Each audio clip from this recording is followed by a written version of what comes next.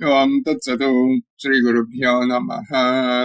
జ్ఞానులను అవమానించకూడదని, వారు శాపమిస్తే సర్వనాశనం తప్పదని అంటున్నాడు క్షేమేంద్ర మహాకవి తాను రచించిన నీతి శతక వాన్మయం ద్వారా. బ్రాహ్మణ అన్నావమన్యేత బ్రహ్మశాపో హి దుస్సహ తక్షకాగ్నౌ బ్రహ్మశాపాత్ పరీక్షితగమక్షయం.